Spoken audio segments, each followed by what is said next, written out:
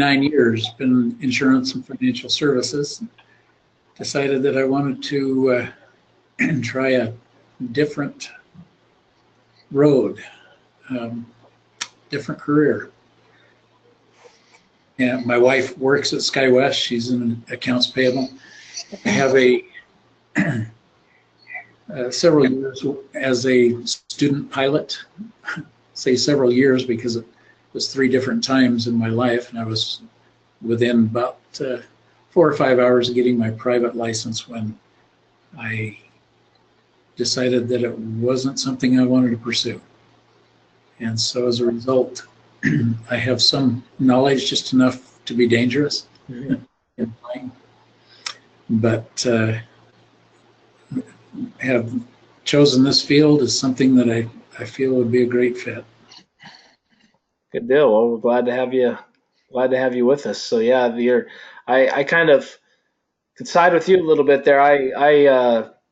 I almost got my private pilot's license as well, but then I found out about dispatch. I know, you've been in other careers and stuff like that, but I was going down the road to be a pilot when I found out about this career option and kind of switched gears immediately and went towards it. So I got like within 4 or 5 hours myself as well, and didn't go any further. So maybe someday, but yeah, for now, no thanks.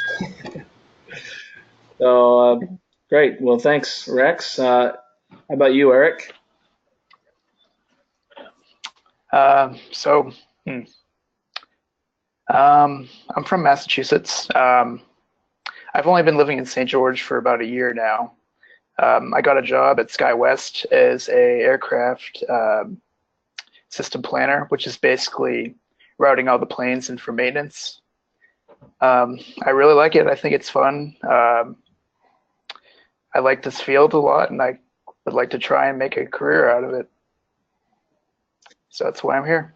Good deal. Yeah, I have worked alongside a lot of the system planners there over the years, and I'll tell you, I probably 80 or 90% of them end up becoming dispatchers. A lot of them have taken this course, as well as before we had this course, a lot of them went to some of the other schools that are out there and got their dispatch licenses. But it's a great, doing that job is a great introduction into being able to be in that environment and kind of see what it's like. You obviously, do you work the graveyard shift? Yeah. Okay. I work in the same room with the dispatchers, so I'm right in it. Yeah, exactly. I just was kind of wondering what shift you were working, but you definitely see a lot of the the goings on of everything dispatch. So it's a good kind of know the lay of the land. Yeah, it is the overnight shift. Yeah. Okay. Good deal. Well, thanks, Eric. Okay, Tyrell. All right. Well, I worked at SkyWest in crew scheduling, crew support for a little bit over a year. I left in July because there weren't really any opportunities for growth in that department, along with it's not my cup of tea to sit there and try to figure out which crew was going to what hotel room. And so I left because I didn't have those opportunities before me. And then my sister, she went and got her dispatch license. She was recently hired as a dispatcher per SkyWest. And that seemed like a lot better fit for me. So it's something I'm truly interested in doing and pursuing. And the freedom with the schedule that's presented as a dispatcher as well is very appealing to me. Yeah. I mean, yeah. So yeah, to kind of Tyrell's sister Tanya, she was in the first class that we ran about a little over a year ago. Well, it actually started about a year ago this same week. So she got in it and got her dispatch license last July and got hired in. So yeah, it's definitely, a lot of people from crew support, and kind of like Eric was saying too with the system planners, if you're in the room, you know a lot about it, you kind of see how it works. But yeah, we're glad to have you in, Tyrell. So when did you stop working there? I mean, obviously I remember working with you a lot, so it seems like you were there for more than a year. Yeah, the middle of July is when I left. Okay. So almost a year ago. Okay, well, good deal. Thanks, Tyrell. All right, Carrie. Uh, Good evening, everyone. I'm Kerry Schertz. I've lived here in St. George for the last 25 years with my wife, and I just retired from the military, 30-year career. 20 of that was as an intel Washington County Drug Task Force. And so anyway, I just needed to start a new career. I was trying to figure out what I was going to be when I grow up. And so I had a neighbor that works for SkyWest ask me if I considered anything in dispatch.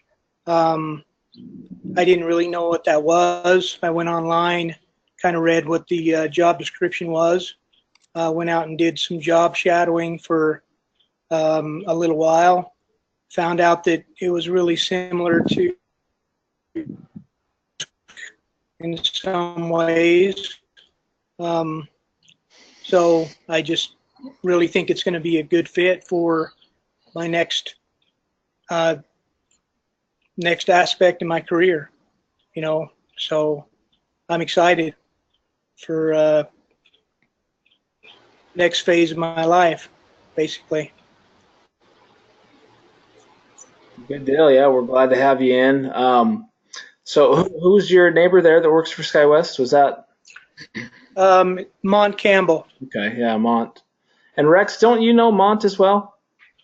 Yes. No, Carrie as Yeah. well. Oh, okay. Yeah, Rex and I are neighbors. We all kind of live in the same neighborhood. In fact, you can't swing a dead cat without hitting somebody that doesn't work in SkyWest here in our neighborhood. Yeah. So Yeah, well, that's good. Just reading also that Tyrell and my wife are related as well. So. Oh, really? Oh, wait. Yeah. Good deal. Great. All right. Well, Jeff. Hey, good afternoon, everyone. Yeah, I'm Jeff Robbins. It's good to meet you all. Look forward to getting to know you all better as we go through the class. I've been in the airlines all added up about 15, 16 years, but it's been over 10 years since I was with Delta Airlines. Started with the airlines at SkyWest. I was in flight services back when we had Brazilias only and Metroliners flying, and I knew a lot of people back in that day. Went to Delta in 1999 and flew there for about 7.5 years. And after 9/11, things were just kind of upside down in the airlines. And I was living in Idaho and commuting to New York to get to work. I actually liked it, but as I started my family, it was just hard to be away from my young kids. So I left what I loved, and that's the airlines. And I've been in various career paths, including home building and low voltage work is where I find I spend most of my time. I'm doing that right now. I've been in the oil fields, and just one of my old co-workers, a manager in oil transportation, his name's Corey. He just got on with SkyWest, having completed in the last class with Adam. He and I were talking about dispatching, flight dispatching when we worked together, and well, he called me back up and told me he was in the class, and after our conversations, I find myself here and eager to do something I'd thought about even 20 years ago. So with Adam's help and conversations with him, I've ended up here, and again, eager to return to the airlines. Good deal. Well, glad to have you in. That made Yeah, no, Corey was a great story, with him, and he got in, he excelled quite a bit in the class, and he got hired right in first try, SkyWest. Literally, finished his licensing pretty much the day before his interview, and got hired on. So yeah, that's the story with a lot of people, though. So it works out pretty well, and yeah, hope to have that happen with all of you guys as well. So this class will end, and about a week later, those of you that are interested in SkyWest and working there, interviews for SkyWest will be a little over a week and a half after this class ends. So same opportunity exists. So great. Well, thanks, Jeff. Thank you. Hey, Cody. Hi, my name's Cody. I probably have no experience whatsoever in anything to do with aviation. So I've been in the grocery business for 20 years. It's the only job I've ever had, so this is going to be a whole new area for me.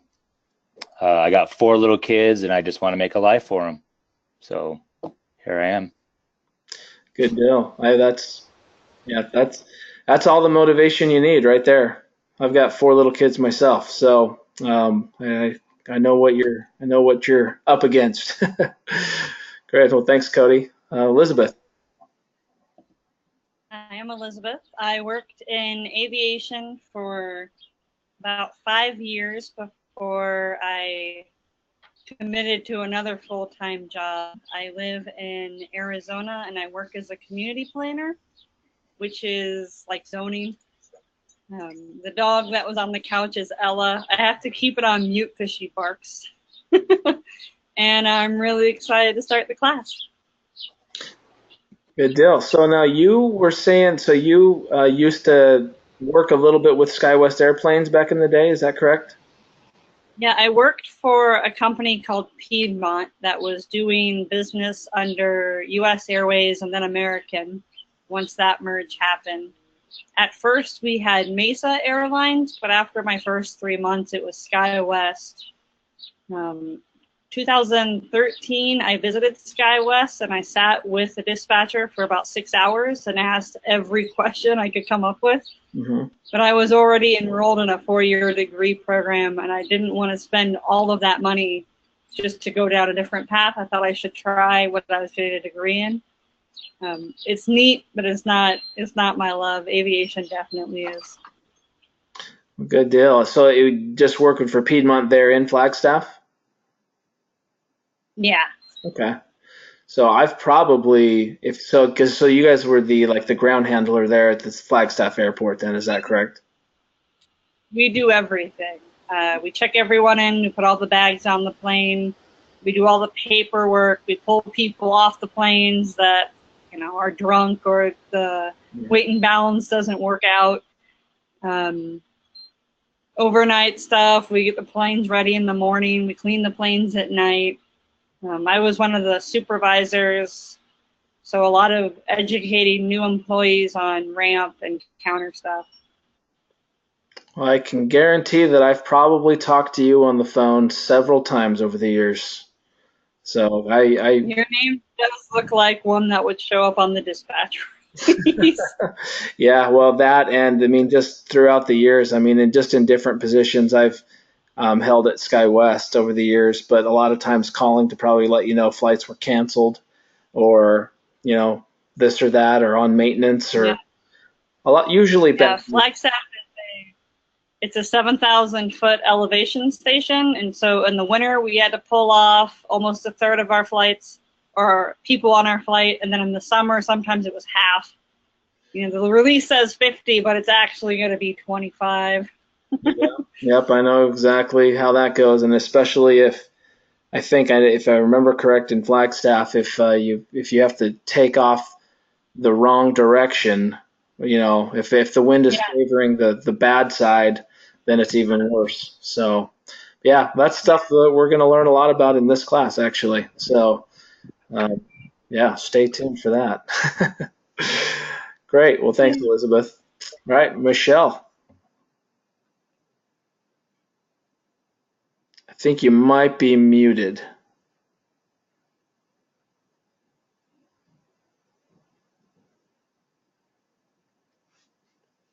Sorry, is that better? Yeah, there we go. We can hear you now. Okay.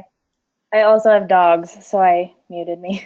No problem. But I'm Michelle Green. I work with SkyWest right now as a cross-utilized agent out at the airport.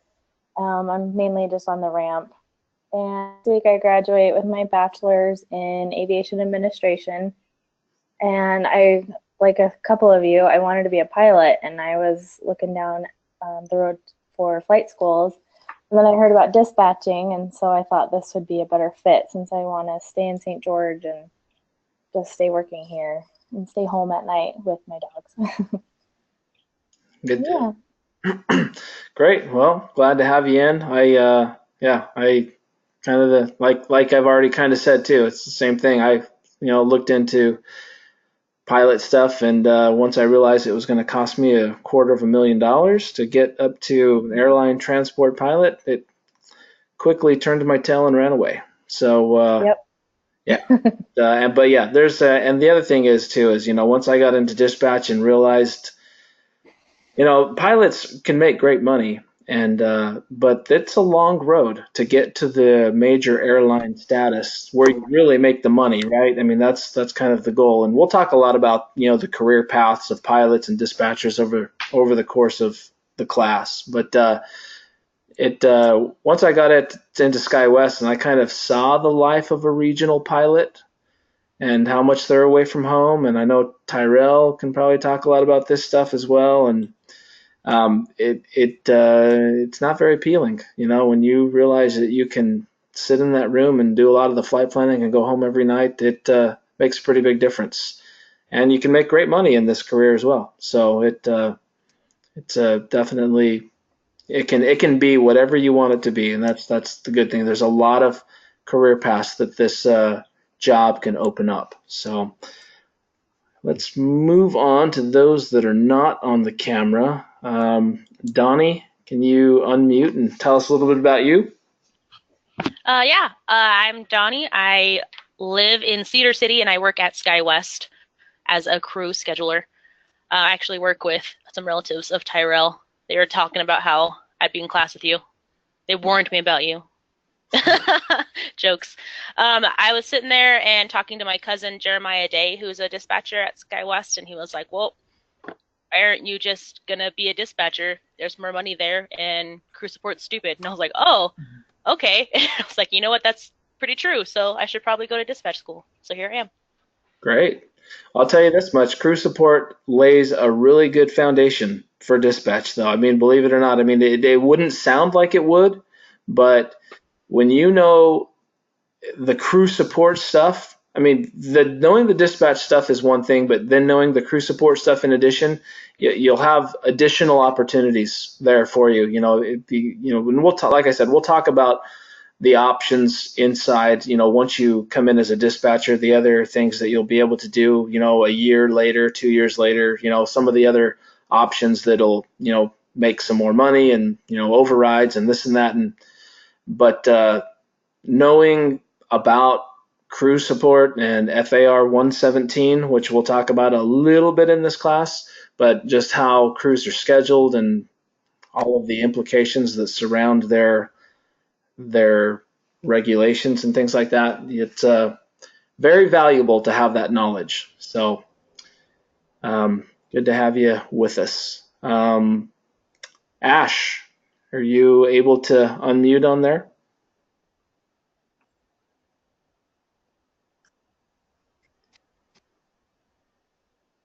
Shows green. You there?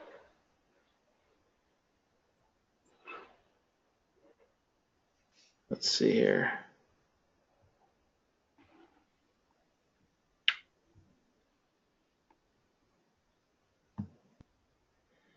It showed green for a minute. I'm not sure if it... Okay, so her audio may not be working there. Let me just make sure we've got everybody else here. So, well, if it comes on board, you're not going to get it. You're not going to get out of your introduction. So it's going to happen at some point. So we'll catch you once it does work. But the other thing there, can everybody see the chat box? Everybody, the whole GoToMeeting thing is pretty straightforward. You can type little messages down there in the chat box, and there's options to send messages to everyone. There's options to click the drop-down box and select who you want to send a message to. So, if you want to just talk to one person specifically, if you want to ask the instructor a question just privately without everybody else seeing it, you can also do that. Or you can type a group message that everybody can see. So just to kind of let you know, that's how that works. And then, You're going to be more than familiar with all of the functionality of how it all works, though. We record all of our classroom sessions. So once this class is over every night, the class is usually uploaded to YouTube usually within a few hours, but at the latest the following morning. I know there's a few of you that won't always be able to be present, like for the live classroom session, that maybe have to watch it the next day. So you're going to obviously become familiar with how the YouTube thing works, as well as anybody else that just wants to re-watch a class or re-study anything that we go over in class as well. So good. Well, you guys, if you want, can go ahead and turn off your webcams. And Hey, Adam, yeah, I got a question for you. The Facebook page said the class was Monday through Thursday, and then your emails were saying the class was Monday through Friday.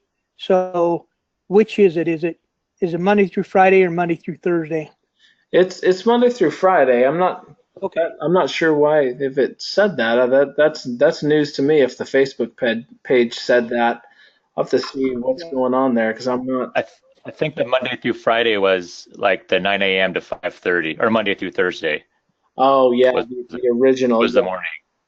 Yeah, that's there was an original schedule that was put out that was kind of, I guess, a preliminary option for doing the full like 8 hours for Monday through Thursday. So, but yeah, this. Okay, I'm tracking.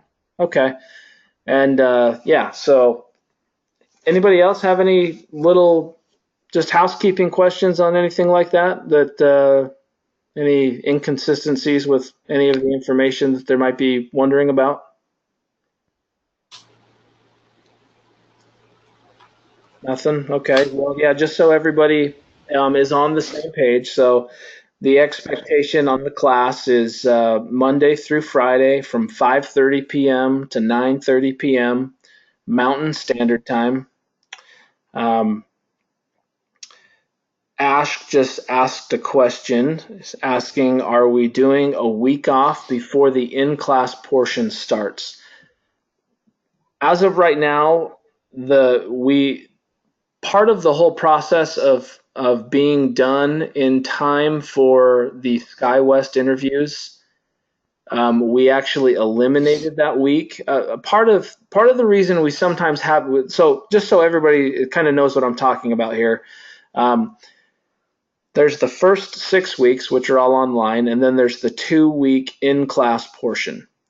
We traditionally had a week off after the first 6 weeks and before those other 2 weeks, and part of that was just for anybody who's out of town, had the option of being able to, to be able to travel in and get here during that week off.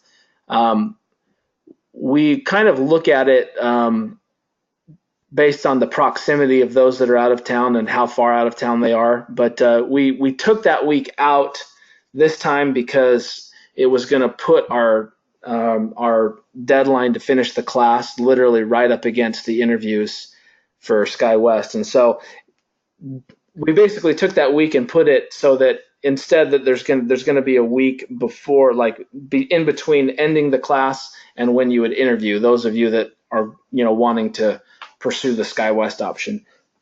So it was really eliminated for that. But typically, yes, we do. But once I found out that the interviews were going to be June 25th, we kind of had to improvise just a little bit. But we'll still make it work for everybody. And those of you that are traveling in from out of town to attend the 2-week in-class portion at the end, we'll if there's any issues with trying to make it here kind of over the weekend, in between the online class ending and the in-class portion starting, we'll cover that, and we'll make arrangements otherwise. So any other questions kind of while we're on any of those topics?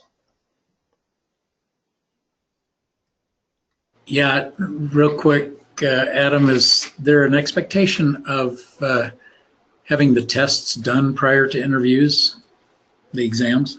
Yeah, and so that's a good question. So we, in order to be able to interview, you have to have your license.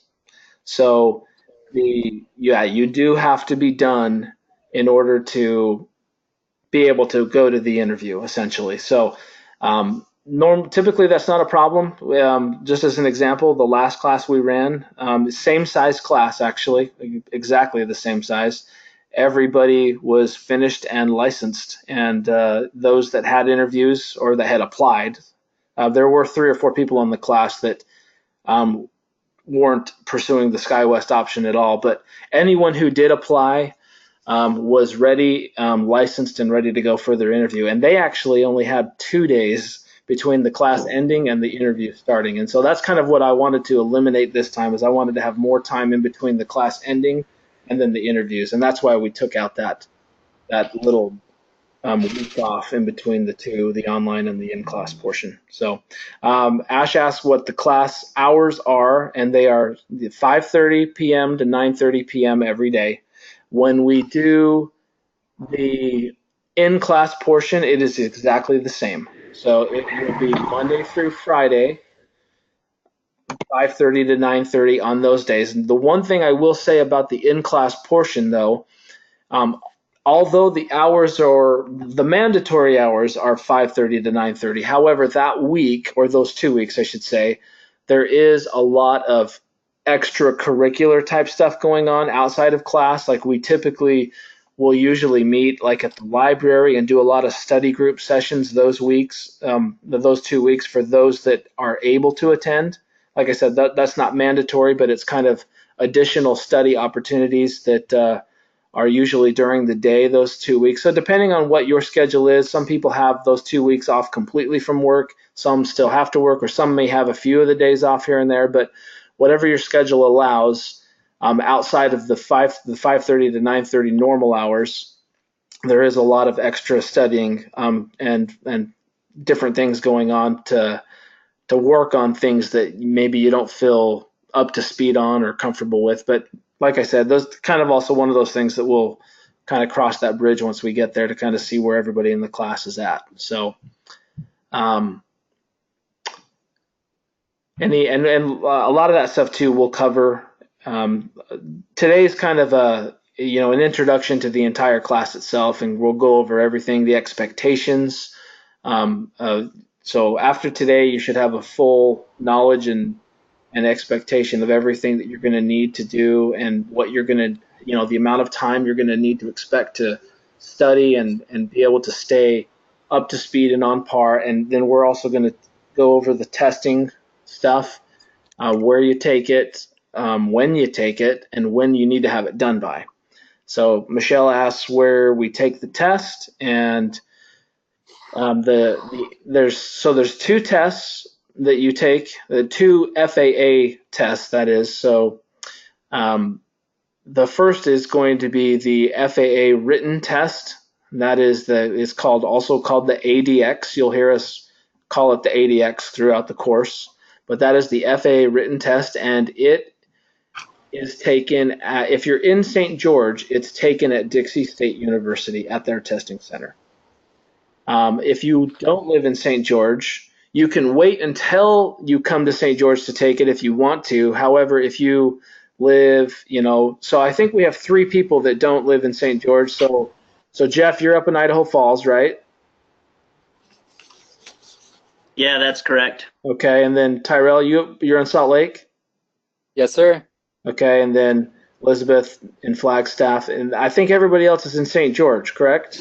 Anybody else that I missed? So there should be like Tyrell is an example for you. If you want to take the ADX test, you can take it up in Salt Lake.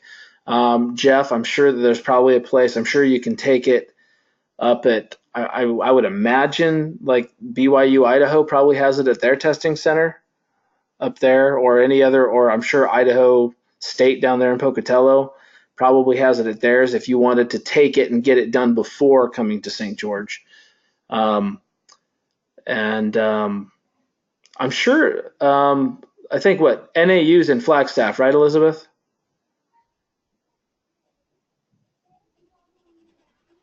Yes, I don't live in Flagstaff. I live in Kingman. Oh, okay. So you're west of there. Is there any sort of a college or anything there in Kingman?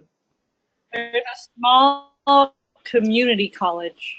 Okay, well it's possible, and I can show you guys the links to look up where you can take these tests at, and that's only in the case that you want to take it before you come to St. George. So now, I guess now is as good a time as any to kind of discuss that test as in as it kind of the expectation for it. So the FAA written test, the ADX test, is basically is the dispatcher knowledge test. It's kind of the first step in the overall licensing process. Outside of like taking this class, you have to take the ADX test. You have to take a course like this, an FAA approved dispatch school course, get signed off from this, and then you also have to take the FAA practical test at the end of this course. In order to be able to take the FAA practical test, you have to have the ADX test completed as well as a statement of graduation from the course. And we're going to go over this a little bit more detail here shortly, but the ADX portion of this is something that the best way to describe it is that if anybody, I'm not sure how many of you are familiar with government tests, and I'm sure Jeff is probably a little bit, and some of the tests he's probably had to take over his aviation career, and there's probably a few others in there that may have seen some of how these tests work. But the ADX test, it's a government test. It's the one thing about government tests is that they're kind of outdated and a little archaic to when you start actually learning about the dispatch field.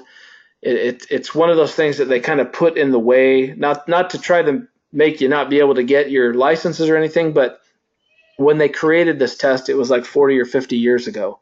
And a lot of the information, they don't do a very good job of updating the information and making it modern day information. So as the dispatch career has evolved over the years, they haven't done a very good job of keeping up to date as to what a dispatcher does now as compared to what it did 40 or 50 years ago when they created the test. And so unfortunately, the test itself is outdated and there's a lot of older information. There is some information that's up to date, but in general, the majority of the preparation for the ADX test is pretty much done completely outside of class.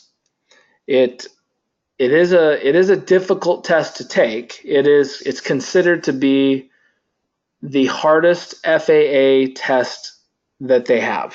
That makes it harder than any, even the ATP pilot test, which is often compared to, is the only thing that kind of comes close to it. But the FAA ADX test is considered the most difficult FAA test available, and that's the one specific for dispatchers. Now, I don't want you guys to kind of take that and have that freak you out by any means, because we've never had anybody have issues passing the test. Now, it does require a lot of preparation, and we'll talk about it a lot as we go through the course. The only thing that you guys kind of need to be knowing and doing, and I know that a lot of you got the original information in the emails that I sent out initially when you started becoming interested in the class. It talked a little bit about the ADX preparation and gave you some links to some study websites and software that you can down, like test preparation software, and all of that stuff is on there. It's the one that we recommend is Shepherd Air.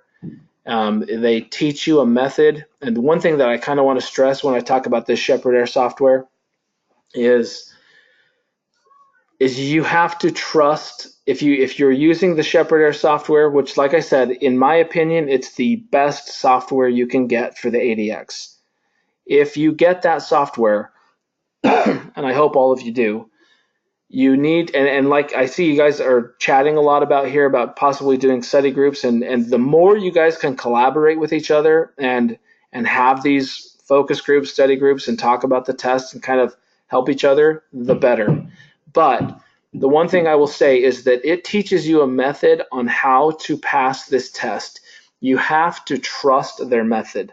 The most common problem that I see with students in the class is that they start reading through the material and they start reading through the Shepherd Air software, and they start straying off of its path of how it's trying to teach you how to do it. It teaches you a very specific memorization process. And a lot of people look at like a memorization tactic as kind of like a, I don't know, like a, I guess an unconventional method of studying for the test. You know, I mean, I know if you like, if those of you that have gone through and had college careers, I'm sure it may have been something you did there, but it's kind of a method to where it's simply teaching you to memorize the answers of the questions. And it's not necessarily a method that's teaching you the material. And so that kind of sways people off of the path a little bit. But the only thing that where I kind of want to interject in there and kind of say this is that, kind of like I was saying before with the ADX test, it is a very old test. And part of the reason that it's hard is because it's asking questions about 1950s dispatching, and 60s and 70s and stuff that it just doesn't apply to what we're doing now. It would be great if they could update it, but we're at their mercy. We still have to pass the test regardless of whether it's updated or not. And so in my opinion, I think it's best to just simply go through, memorize the answers, and don't worry about the material in the test and knowing what it's talking about. A lot of people start reading the questions and they're like, I don't even know what that means. And they get freaked out because they feel like they need to know what it means because it's the dispatcher FAA test. Well, I'm kind of here to say that you don't really need to know what it means. It's going to have a lot of questions in there that it's going to be the only time you see them in your entire life. In your entire dispatch career, you will never see a lot of that stuff ever again. The information that you need to know to be a dispatcher is going to be what you learn from us in the class. So Eric, on your question, it is the same question bank. It teaches you to memorize the answers. They're the exact same questions from the ADX question bank. I think it's a 1,200 question 1,200 test questions is the total question bank. So, but yeah, they are the same.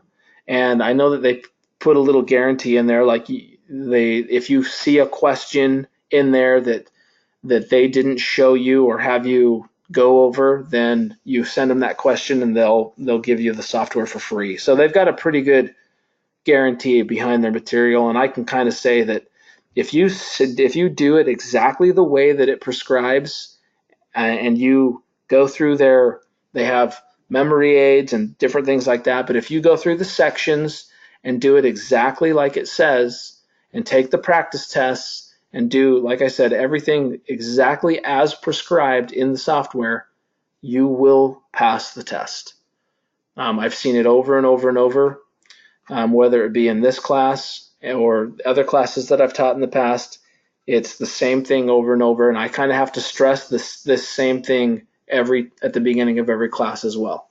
So trust the software.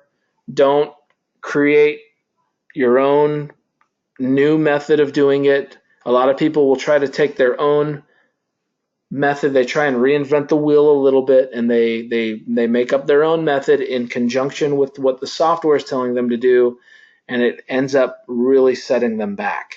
So we'll talk a lot about this. We're going to assess your progress for the ADX preparation as we go along. But it's one of those things that's kind of done outside of class and kind of in your own time. And the best thing is when somebody knows that they're going to take this dispatcher course, we usually try and and get them to take and pass that test before this class even starts. Now, in most of your cases, that's wouldn't have even been possible, just due to the timeline of when you became interested and when the class started. So don't feel, this is the normal thing that most people that are entering the class have not taken the ADX. There's been a few in the past that have, and it's obviously better that way, but we still make it work regardless. So Rex is asking about the practical test. The practical test is simply going to be a test on the material that you learn in this class. It's going to be, I can tell you this, it's going to be the easier of the two tests as far as the overall preparation. The ADX is going to be, I guess kind of don't take that the wrong way with how I say it, that it's going to be the easier of the two tests. It's definitely the more comprehensive test will be the practical, because it's going to cover everything that we learn in the class, and you're going to do flight planning with it, and it's going to be face-to-face with an FAA examiner. You're going to be sitting there, and that test itself takes anywhere from 4 to 6 hours. You'll sit there with the examiner and do that test with him. So that one feels like it would be a lot more rigorous, but I can tell you that you learn, and you will be very, very, very well prepared for that test. The one that we worry more about is you guys studying and taking the ADX test and having that, because that one has to be completed before anything, before the practical test and before being able to graduate the course. So there is a lot to kind of prepare yourself for, and we don't want to set any unrealistic expectations. So we're going to work with you guys as much as we can and help guide you in the right direction throughout the course as well. So also, I kind of realized I didn't really give an introduction very much on myself. So let me kind of backtrack for a minute here. I also see that Garrett just joined on. He's going to be Garrett's going to be your primary instructor, and I'll have him kind of introduce himself here in just a couple of minutes. Elizabeth, on your questions there, the actual class, the in-class is still 5:30 to 9:30. However, realizing that you're coming in from out of town, you'll be one of those people that's going to be able to meet up every day, and you'll actually you're still going to get a lot of studying with, kind of all of the other people that are available, as well as, the instructors too will also have a lot of that time off to just meet one-on-one. So it actually becomes really valuable to have a lot of those, the first half of the day open before you actually go to the class in the afternoon during that in-person portion. So Rex, you're asking if it's one-on-one with the examiner. Yes, it is one-on-one with the examiner. And he basically does everything. You'll get to meet him ahead of time though, and like I said, we'll go over a lot of that information as the course goes on, and you'll know exactly what you need to do. And I can tell you this, that we have a 100% pass rate. So we don't expect that anybody in this class will be the first ones to lower that percentage for us. So I know a lot of people will feel kind of, some anxiety about, how much they're going to accomplish over these next 8 weeks. However, I can tell you this, that if you just kind of sit back, kind of trust yourself, trust in the course, we will get you exactly to where you guys need to be. And like I said, we have a 100% pass rate. So confident that everyone will end up in the same boat, and the statistics will remain the same at the end of the course here with you guys. So, but a little bit about myself real quick. So I've been dispatching / teaching dispatch for several years now. I originally got my dispatch license from Salt Lake Community College back, let's see, it's been over a decade now. So I started originally, I got my dispatch license from Salt Lake Community College. And at that time it was a 2-year degree program. And so I kind of went through that 2-year program. I originally went into that wanting to be a pilot. So I went there literally to go into their, what was called their professional pilot program at the time. And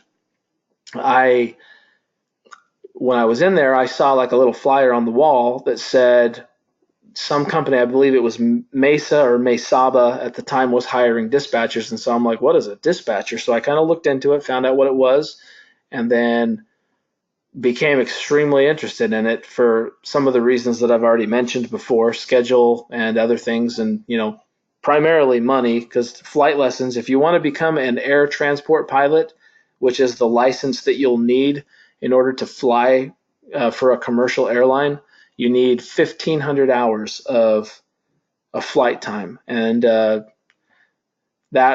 the going rate for that is roughly anywhere from $200,000 to $400,000, depending on what types of planes you use and what types of training and other things you need along the way. So huge investment, and there's a lot of people that become pilots that were ex-military or some other path that have gotten their time other ways. That wasn't my case, so I was going to have to pay for it out of pocket. Once I realized that was the case, I started kind of looking for other things. I found out about dispatching and was very interested in it, got into it, got my dispatch license, and have really had I've always been an aviation junkie my entire life, and I always thought I was going to be a pilot. But as soon as I got my dispatch license and started working in this field, it satisfied my craving to fly. I mean, it satisfied it all the way until now. As I have no desire to go get my pilot's license and be a commercial pilot and fly for an airline. The dispatch field satisfies everything for me from an aviation standpoint. Everything that I like about it, I love the job. It really doesn't feel like a job. It feels more like a hobby that I get paid to do. So, and I think like when you can look at it that way, it becomes really a really easy profession to stay in and do your entire life. So if you feel like you're not having to work and you're getting paid to do what you love, then I think that's one of the goals that we all strive to hopefully be able to do. So, but anyway, I got my dispatch license and I went to work for Great Lakes Airlines out in Cheyenne, Wyoming for a short while. And then from there, I moved on to work for ExpressJet Airlines out in Atlanta, Georgia. ExpressJet is actually owned by SkyWest. And so my thought process there is, at the time that I went to go work for them, SkyWest wasn't hiring. And so I went thinking in my head, like, okay, well, they own this other company, ExpressJet, and maybe I could go work for them and then transfer over to SkyWest. And so I went to work for ExpressJet for a little while and then was able to do exactly that. Once SkyWest became open, I was able to transfer over. And I'm from Utah. I'm from the Salt Lake City area, so that's where I was born and raised. So being able to come back to Utah, even though it was St. George, was still a lot closer to home and family for me. And so I jumped at that opportunity to go work for SkyWest as soon as it was available to me. Moved to St. George, and I worked for SkyWest for 6 years. And it was all the way up until, in fact, I was working for SkyWest all the way up until just this last October 2017. And during that time too, while I was working for SkyWest, when I started for SkyWest, I also started teaching the dispatch courses at Salt Lake Community College, where I originally got my dispatch license. So I went back there and was able to be the instructor, and it was still part of the 2-year program at the time, but I instructed there for about 5 years, and then that's kind of when I decided to start my own dispatch course in St. George. And so, and that was only just a little bit over a year ago that I started what is this course now. So this is this is the fourth class that we've now started since I created this specific program that you guys are all in now. But I worked for SkyWest all the way up until last October, and I recently moved on to working. I now work for the FAA directly. I moved out to Louisville, Kentucky, where I live now, and I am what is called a dispatch safety inspector. So I oversee out here in Louisville, Kentucky. I oversee the UPS dispatch, the UPS airline dispatch operation out here. And so every airline, whether it be SkyWest or UPS or Delta, United, any of them, they all have what's called a dispatch safety inspector from the FAA, and that person is the person that basically has all of the oversight to make sure that the dispatchers for whatever airline they're over are abiding by all of the federal regulations and not doing anything that they shouldn't. There are a lot of regulations which you're gonna, starting even tonight, you're gonna start learning about them. That's the very first thing that we dive into is federal aviation regulations, and you're going to start hearing a lot about it for tonight and the rest of this week. So, but that's basically what my job is I make sure that everyone, and specifically the UPS dispatchers, which, I mean, you compare UPS to SkyWest, two totally different operations. One moves people, one moves boxes. But they're still both airlines under the same flight rules, Part 121 of the federal regulations, which you'll learn a lot about. But they're both 121 regulated airlines. And but like I said, two totally different types of operations. UPS is a global operation. They fly 7 different types of airplanes. All of them big, wide body, all the way up to the 747 -8 series, which is the newest 747, has a 1 million pound takeoff rating. Let's see here. So you're asking if I can turn on my webcam while I'm presenting. Oh, okay. Just this once, I guess.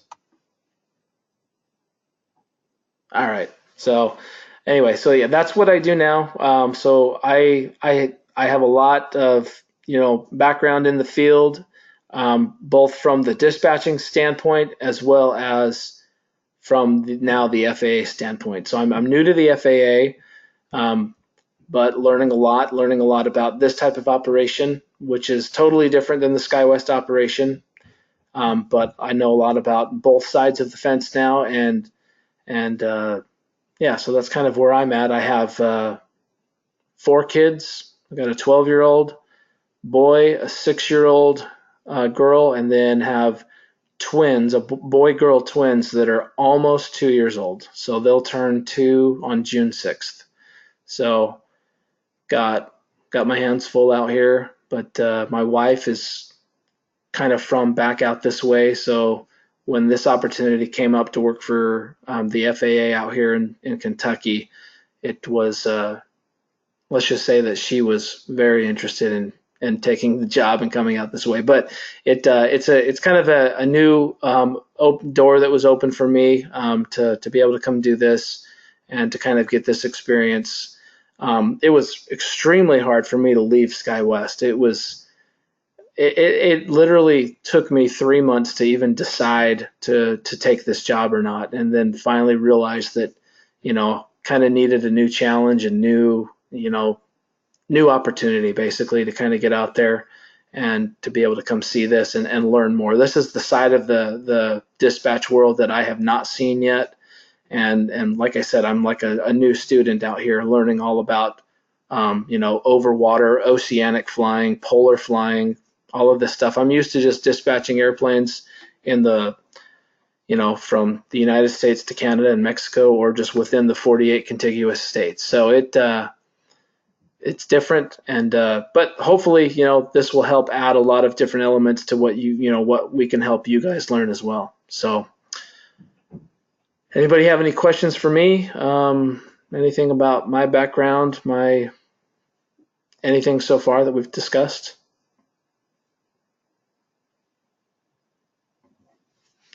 make sure that I answered all the questions here. Maybe we can get Garrett, if you're on there, if you want to crank on your webcam for a minute, if able, and maybe introduce yourself. Yeah. How's everybody doing? Yeah, so my name's Garrett Urey. I was actually one of Adam's first students. I was in your first push. But yeah, I'm from Salt Lake originally. I actually lived in Salt Lake and then went into the Navy. And when I was in the Navy, I was doing avionics on fighter jets, F-18s. And, lived in Chicago and Pensacola and got a little bit of experience there. But then when I got out, I was looking for something to do. And like Adam, my story is a lot like Adam's. I always loved aviation. And so I had taken all my, I had logged several hours in a Cessna 172. Those of you that are familiar with those, just a fixed wing, high wing aircraft. And, just really loved flying. And started going to Salt Lake Community College. And when I was going through the pilot training courses there, we actually had a SkyWest pilot show up in one of my classes, and he literally took out his W-2s, put them on the overhead projector, and kind of like Adam, I was looking at the cost of, 6 figures and wondering how I was going to do it, because I have 4, at the time I had 3 kids, 3 little girls, and just trying to figure out how I was going to afford it. And then when he showed us the W-2s and said I made $18,000 my first year, $24,000 my second, basically it took him like 3 or 4 years to get up to $40,000. I kind of was getting nervous. And then when he said that he was gone for 5 days a week, sometimes more, I really started to lose interest in flying for a commercial airline. So basically the next day, Adam showed up in that class. The next day I had that class, Adam showed up to talk about dispatching. And when he was talking about dispatching, I was sitting there going, get to go home every night, get to fly in the cockpit still, get to have travel benefits for me and my family. I was like, that sounds right up my alley. So I signed up for the course, and not proud to admit it, but took my time getting my license. Knew my stuff, just procrastinated. Had things come up. Had 2 foster kids. Bought a new house and was working on remodeling the house, and got an upgrade at the job that I was working at, and working for L3 Communications. Got a big promotion there, and so I was just like, every time that we thought about moving down to St. George, it just nothing lined up. So I finally decided that this last year that it was time to finish that step off, and got my license and moved down here to St. George. And I've been with SkyWest for 3 months now. So not very long, but I've been in and around the dispatch world for quite a while. But yeah, flight deck privileges are awesome. I love sitting in the jump seat. But yeah, family's still up in Salt Lake, so I'm back and forth a lot. But this is my second class with Adam teaching. And yeah, like Adam said, we had this last class was very successful. We had a lot of students, and all of them passed their ADX and their practical by the end of the course. So it was pretty exciting for them, pretty exciting for us. And several of those students have also been hired by SkyWest and are going to start their class this next week. So really exciting stuff. As Adam said before, we love what we do. Dispatch is something, once you start doing it, you eat, sleep, breathe dispatching. You know, we talk about having dispatch dreams when we're at work, or when we come home from work, but we talk about them at work. Thinking about the weather all the time, thinking about, you know, I don't know. you kind of geek out on this aviation stuff. And then you get to see all the stuff happening in the news and you just shake your head, or, you know, it's a lot of fun. I really enjoy it. But like I said, now I have 4 girls. We're hardcore softball addicts.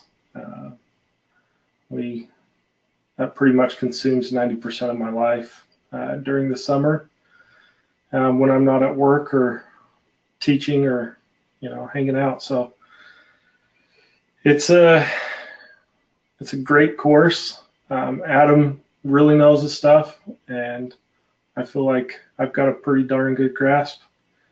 And so we're confident in our students. We're confident that you guys will all get through this.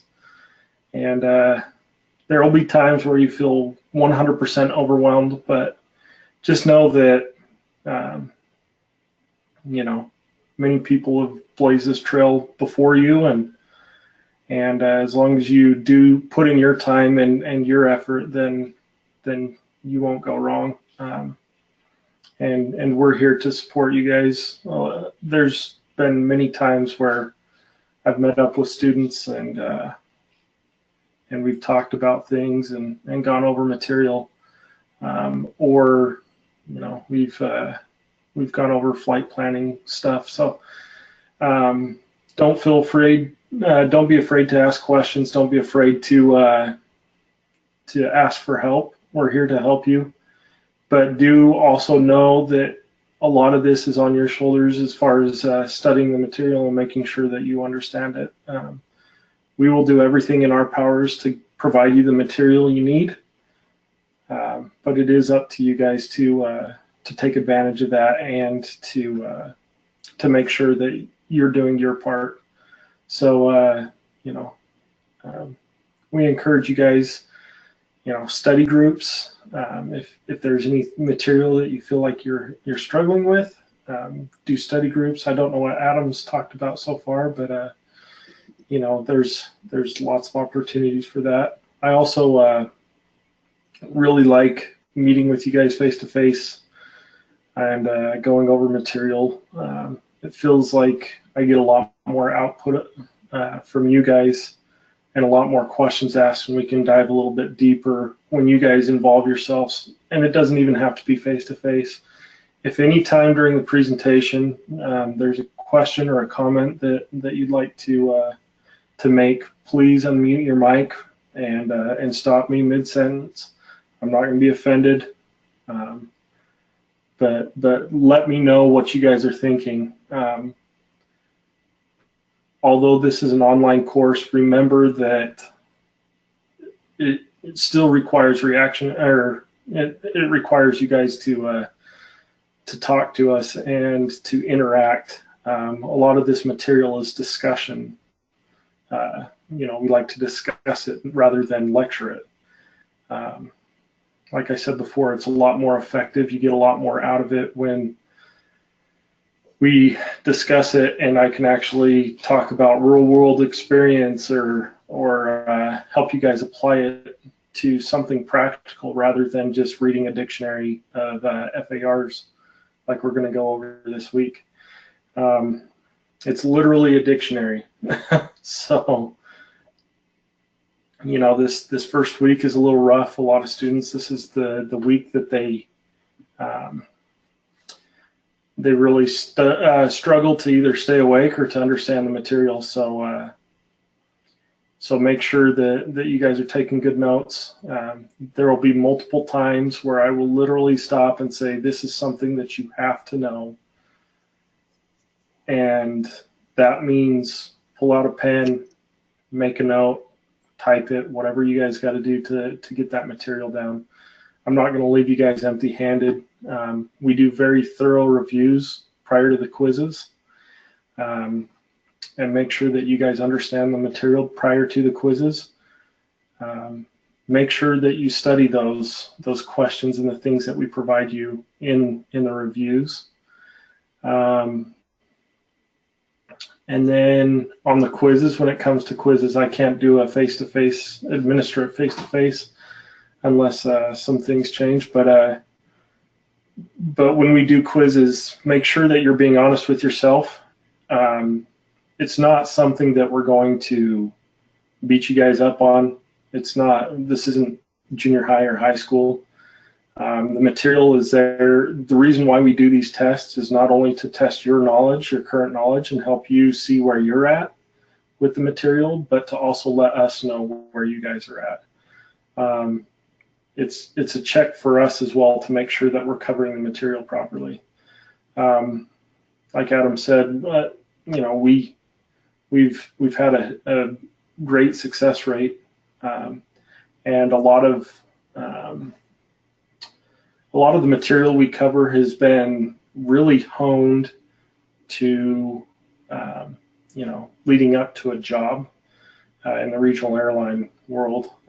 We talk very frequently with the training department and with the management at SkyWest about things that they see our students need a little more help on.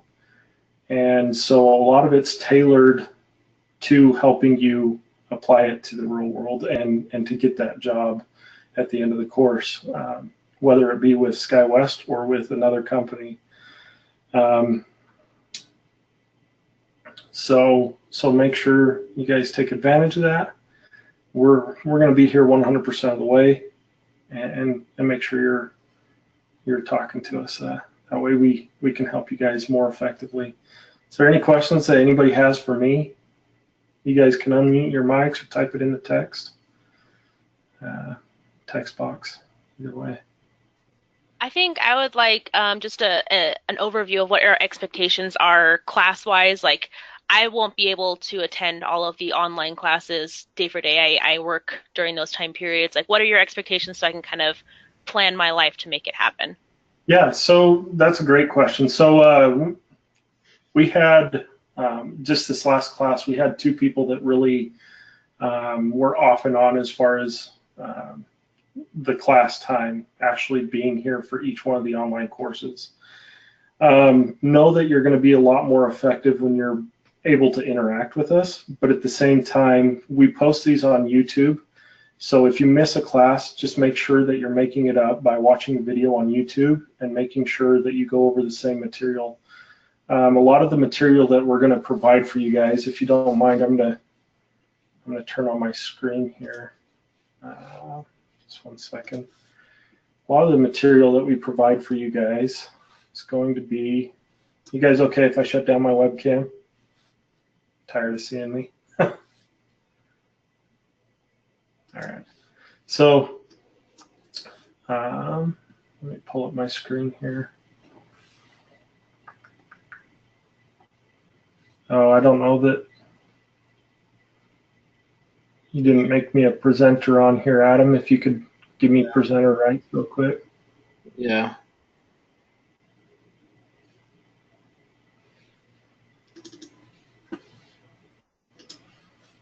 Yeah, I think if you just want to just turn on your screen and then it'll ask me.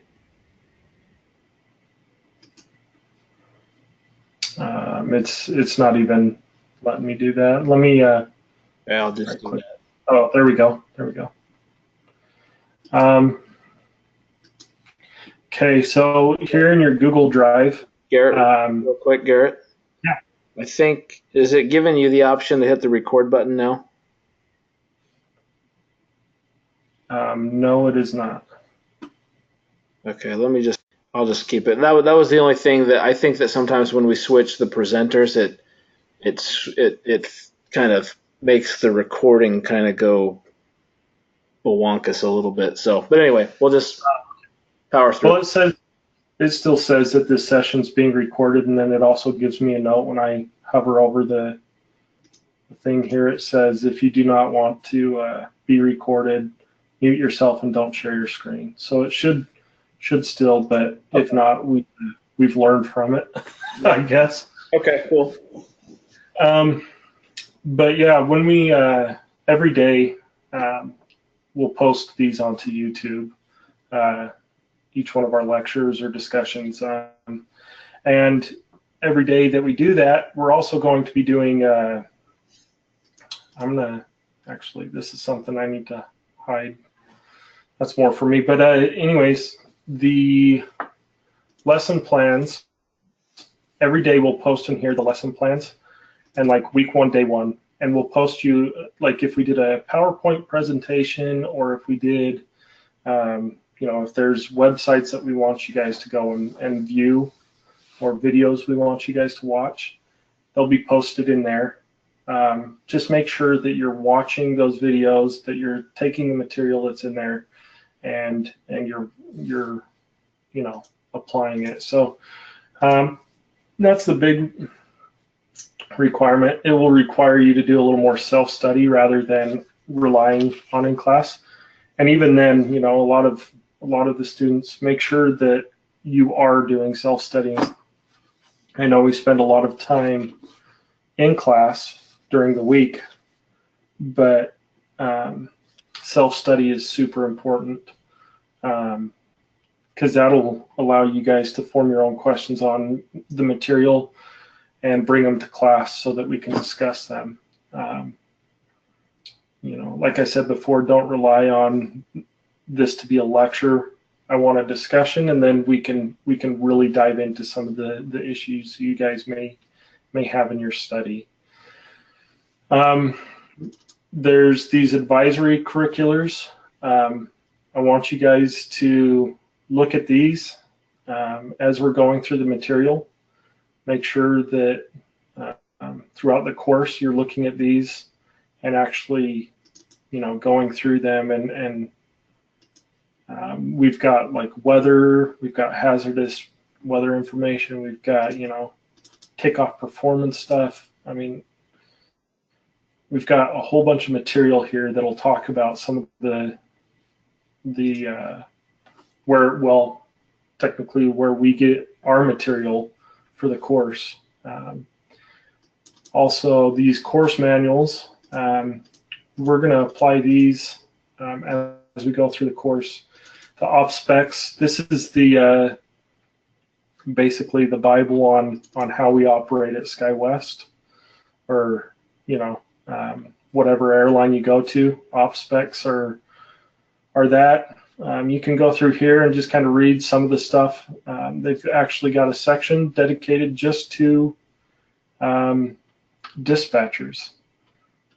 So go through that, and it'll kind of give you in a roundabout way, it'll kind of give you a breakdown of the responsibilities of the dispatchers. As for the course manual, once again, the same stuff. This is just going to go over this is the syllabus, and just kind of goes over some of the information here. You can see here, let me zoom in just a little bit here. It talks about the advisory curriculars. The FAR aim, this is Adam's job here, is to make sure that, or Adam's job with the FAA is to enforce the FARs and make sure that the airline's operating within the regulations of the FAA. So these advisory curriculars are the ones that I pointed out to you earlier. This just kind of gives you a quick synopsis of what they're about. And then, this is the manuals for the CRJ. Just look at this and reference this for manuals or charts that you need to look at and kind of get an understanding of. And then the CRJ here, this is the CRJ weight and balance MEL CDL list. It also has all the performance charts in those. So we'll use that more when we're doing our flight planning. But use this Google Drive as a resource. Make sure that you're going in here, this course outline here. You can kind of read ahead even and just kind of do your own research or study. I don't know, Adam, did you give them access to the last class's YouTube videos? Or? Yeah, I mean, they on the YouTube channel, they'll be able to see anything, Yeah. all 4 classes actually. So there is a folder that is specific for the April 2018 class. There's another folder, or I shouldn't say folder, but like a playlist for the January 2018 class. So they're in different playlists, but you can still see any class video from any of them going backwards.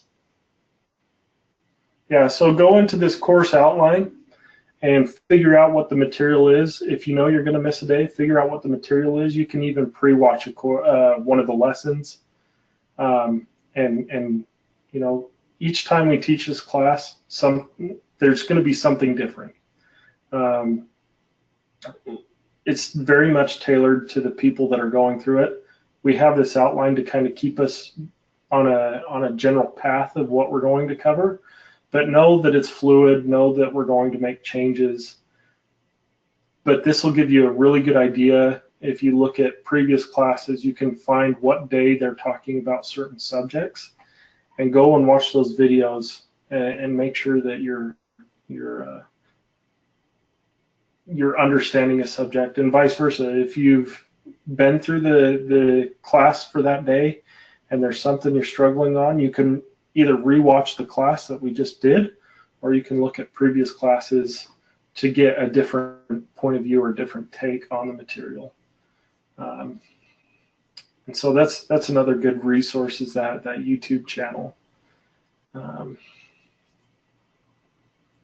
So does that answer? That was a huge explanation of our expectations, Donnie.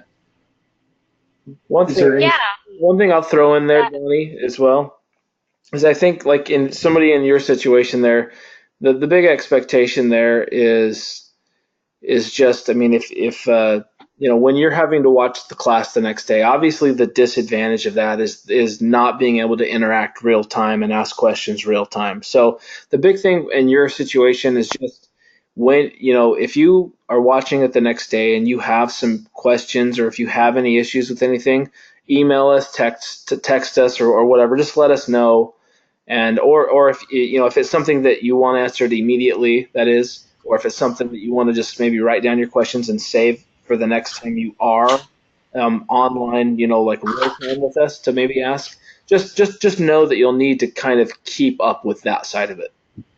Okay. No, that's great. Thank you so much. Yep. Yeah, like I said, we had two of our students last class that one of them was a flight attendant for United Airlines, and he would miss a week straight. But he actually, because of his self-study and his review of the previous classes and the current class, he actually came out to be one of the top students, I would say.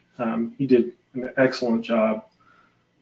So just know that it is possible, and not to feel stressed about that. So,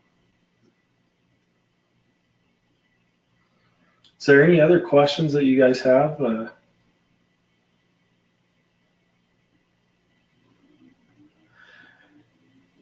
I know you probably did an introduction with Adam. I don't know. I'd kind of like to hear a little bit about each of you,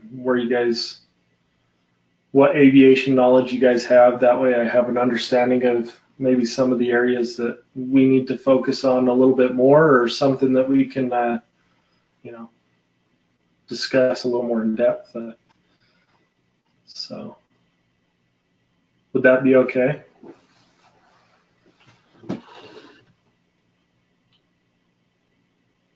Sure, if they can make them all turn back their webcams on and you can see their faces again. don't have to be as in depth. Just Garrett just wants to hurry and meet you guys. Yeah, Since he's late to the party, you know. I'm sorry, guys. No, if you guys just want to do like a quick, just tell me who you are and any of the aviation background you have. That's really what I'm worried about. So let's start with you, Rex. You're top left on my screen. So maybe turn off your screen there, Garrett, and it'll make the other ones bigger.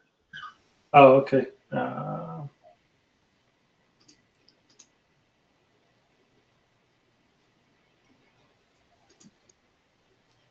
I'll just go ahead and Actually, I'm going to change it back over to you, Adam. That way. Okay. to give you an aviation background, I started as a student pilot in 1993. Got about 17 hours. Soloed at 8.5 hours in a 150. And didn't get back to it. I gave it up for about 5 years. Didn't get back to it until 1998. Got in another approximately 30 hours. And then in 2006, bought into a Cessna 182 Skyline and got up to about 75 hours before I sold my interest in the airplane. So I've done my tower landings. I'm freaked out of some ground control people as well. So Sounds great. I'm Tyrell. I worked at SkyWest in crew scheduling for a little bit over a year, and that's about all the knowledge I have in the airplane industry. Okay. Perfect. Do you still work for SkyWest or? No, I left the middle of July last year. Okay. All right. Now, is it Carrie or Carrie? Carrie Dean? Is that how you say it? I don't see him on. Do you got your webcam on, Kat? Yeah, Carrie. Carrie Shirts. Carrie Shirts. All right. Can you hear me? Yep. Yeah, so I have zero aviation experience. I have 30 years experience in field artillery. I just retired from the Utah Army National Guard. 20 years of that as an intel analyst for the Washington County Drug Task Force. So a lot of that kind of transfers over a little bit as far as real-time intelligence gathering and communicating that to the pilots. So anyway, I'm just kind of starting a new career at age 48. Awesome. Awesome. That'll be great. Elizabeth, how about you? I worked for Piedmont Airlines in Flagstaff, Arizona for 5 years. When I left, I was a cross-trained supervisor. So we did all of the reservations and checking in. We did all of the ramp work. We did all of the boarding. We cleaned the planes at night. We made coffee in the morning. Sorry, there's loud birds. Coffee in the morning for the crews. In 2013, I was really interested in dispatch, and I came to SkyWest, and I sat with someone for about 6 hours, and I asked every question I could think of. And I've been interested ever since. I have a degree in community planning, and I currently work as a planner for Mojave County in Arizona. But it's not airplanes. It's just not airplanes. That's awesome. So was Piedmont, what aircraft did they fly? When I started, we had the dashes. I'm most comfortable with the CRJ 200s. I've been trained on the 700s and 900s. I did some work at other stations, Kansas City and Durango, Colorado. So I've worked with some other aircraft, but I'm most familiar with the CRJ-200s. That'd be great. Awesome. Jeff, let's go. Hey, Garrett, good to meet you. I did start in aviation back in 1991 with SkyWest Airlines, and back then they were flying the Metroliners and Brazilias, and I was in flight services, and I was really involved with SkyWest while there. I was a ground and in-flight instructor, also worked closely with the crew schedulers to work on the crew schedules for the flight attendants. 1999, I went to Delta, same job role, spent 7.5 years there, loved it, and I returned home to Idaho in 2006, the end of 2006. Have been in aviation since. But hey, quick question before I go. Could you put on the chat for both Adam and you, Garrett, could we get a text number so when we do have those questions, if they come along as we're doing our study, so we know the best number to reach you both at for those kinds of questions? Yeah, there's my number. That's awesome. Glad to have you back in aviation. Thank you. I'm excited to come back. Yeah. Eric. How's it going? Sorry about the sun in my face. It's kind of terrible lighting, but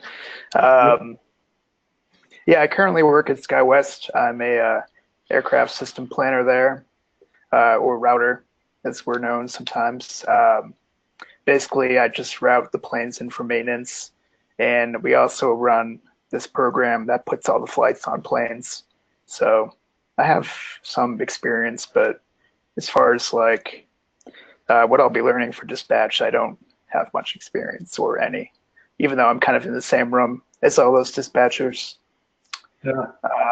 Yeah, I started doing that in October, so I'm pretty new to this field, and I really like it so far.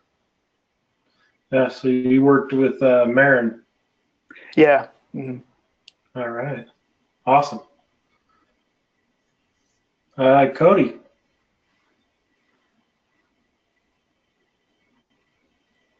I think Cody's muted. There we go. How's that? I meant to unmute it before I talked.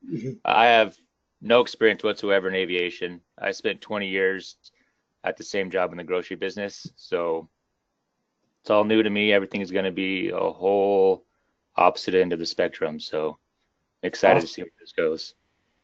Yeah, it's a lot of fun. I'm excited to see you grow. It's awesome. Michelle. Hi, Garrett. Nice to meet you. I'm Michelle Green, and right now I work at the St. George Airport. I'm a cross-utilized agent and focus mainly on the ramp. All right. Probably seen you out on the tarmac a couple times. Probably. I love it out there. It's a lot of fun. Yeah. Part of the course too, just at the if we get an opportunity during the 2-week in-class part, we like to try and go out there to the airport. And you maybe have seen us out there before. I'm not sure if we ever invaded you at any of those points, but we usually try to catch like the Denver overnight when it comes in around like 8:45 or whatever, and go out there and kind of just look around the plane and kind of show everybody around it. Even though we primarily focus on the CRJ 700 in this class, but the last class we didn't have a chance to get to go do the airport tour thing. We also go around and look at some of the instrumentation on the airport, the weather stuff, and but anyway, so might have to have you maybe help set that up. I know Andrew. You work with Andrew, right? Yeah. Okay. So, yeah. And by the way, you need to tell him to get his butt back in the class and finish. I know.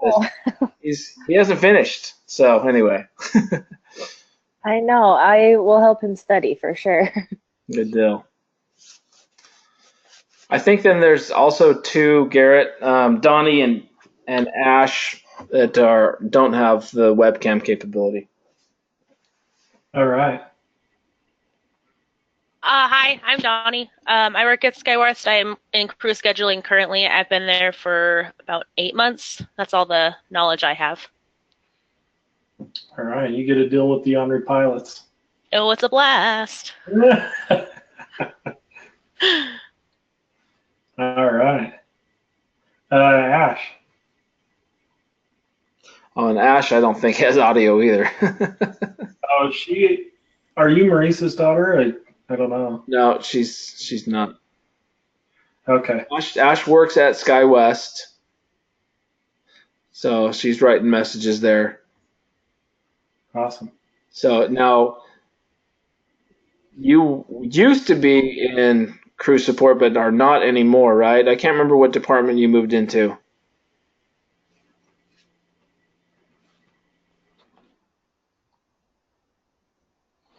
Anyway, she can throw it there on the messages if she gets a chance. But okay, yeah, HR, that's right.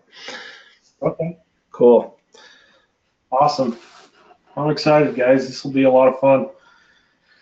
Pretty diverse group. Yeah, You've been with for a minute. he's been there for many years. All right. So yeah, just so you guys know, with Garrett, yeah, he's been my eternal student. So he was in the very first class I did at Salt Lake Community College, and yeah, like he was saying, he kind of had, I don't know what you'd call it, the golden handcuffs at L3. I'm not sure, but he obviously had things that couldn't, impeded him from moving down to St. George and stuff. But he was pretty much in every one of my classes that I taught at Salt Lake Community College from like 2011 all the way through like 2015. And then also the first or second class that we ran once this course started.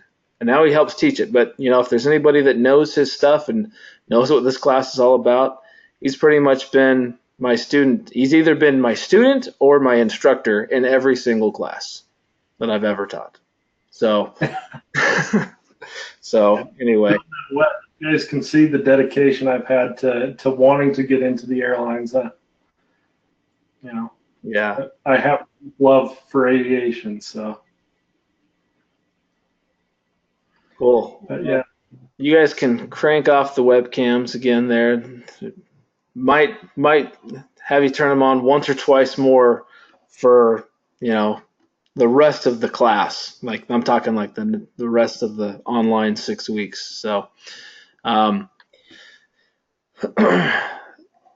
let's take a minute here and dive over into the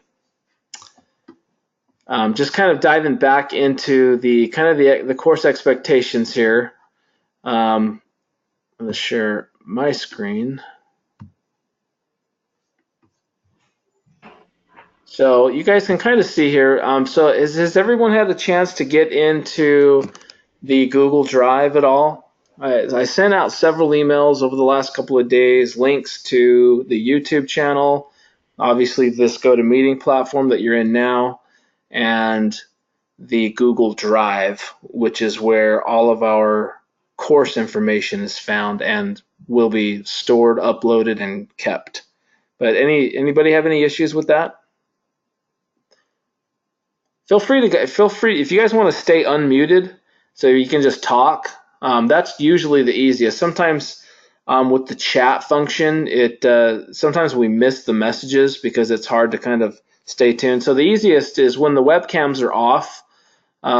If you guys just want to stay unmuted, unless you have a lot of feedback, and then just unmute yourself to ask a question and then remute yourself, like in the case of you guys, if you have barking dogs or whatever. But if you're in an environment where there's not like feedback or background noises, feel free to stay unmuted and just freely speak. And because that's the easiest way for us to hear you guys. Because if you need to, especially if we miss one of the chat messages, and we don't want to keep moving along the path without answering questions and stuff. So anybody any issues with the Google Drive? Has everyone been able to get into it? No issues. No issues. Okay, Good. cool. That's Well, success. one of the documents in there is the course outline. You can kind of see, if you've opened that up, you can kind of see what more or less the expectations are. Not the expectations, but the outline of the course over the entire 8 weeks. Now, just want to throw out there that this is a kind of an ideal, this is a hopeful schedule, I guess, of how things go, more or less. Now, it's also something that is always going to be subject to change and modification. Sometimes we will cut out a day of this or a day of that and add a day of something else. If it just kind of depending on where the class is as a whole, and depending on what we need to add in, like if we want to spend more time on flight planning or something later on, we might try and cut out a couple of days to in order to insert a few days of something else that we feel like you need more of.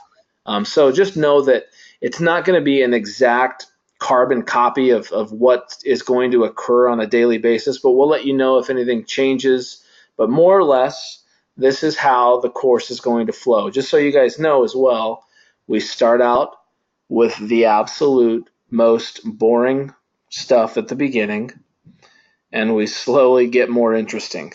So if you can make it through the first couple of weeks, then you're going to be just fine. As far as the class will get more interesting the longer the class goes on. So that's by design. Unfortunately, there is a lot of information that we have to cover that is FAA mandated, that has to be in what they approve as one of their FAA approved dispatch courses. So there is stuff that we have to cover that's kind of just that stuff that just wants to make you slam your head against a wall over and over and over, for days on end. So we know, as well as we know what you guys are going to be feeling. We know, feel free to tell us how it's going and everything, but we know that if you guys can kind of just bear with it at the beginning, especially if there's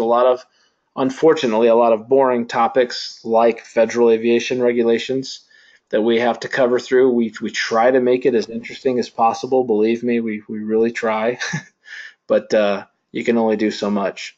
So, but this is the outline of how everything's more or less going to go. We'll keep you apprised of any changes. You can feel free to look over that all you want. Garrett kind of showed you some of the folders, but one thing that kind of want to start going into today, the first thing we really want to look at here is our course manual. And this is going to kind of show us the expectations of the course and kind of the rules and everything else. So let's just kind of dive into this real quick. This is also kind of, a lot of this is driven directly from the federal aviation regulations. And so just so everyone has a good understanding of what they're going to need to do during this course, attendance requirements, what you're going to need to be able to do to graduate, and what you need to have and be able to do in order to obtain a dispatch license. It's all going to be in here. So, Adam, a quick question. Yeah, go ahead. During these online meetings, will you be taking any class breaks at all, or does it go straight through? Oh, actually, no, we do take breaks. Usually we try to, so on a typical 4-hour class, and due to the timing of 5:30 to 9:30, we usually take a couple of short 10 to 15 minute breaks and usually one longer break. What do you say, Garrett? Usually 20 to 30 minutes if in case you want to try and eat a meal, like your dinner or something that people normally eat between 5:30 and 9:30. So we do normally do that. And However, you will see, kind of like even as is the case right now, sometimes we just get going and totally forget. So actually right now would be a great time to take one of those breaks, and I appreciate you kind of reminding me of that. So let's take a quick 10 to 15 minute break, unless anybody wants longer than that. But then we can kind of reconvene here. Let's say it's 9:25 for me, but it's 7:25 for you guys. And let's see here. Let's just take a 20-minute break real quick and plan on reconvening at 7:45 Mountain Time, 20 minutes from now. Does that work for everybody? Roger that. Okay. Sounds good. All right. See you in 20 minutes.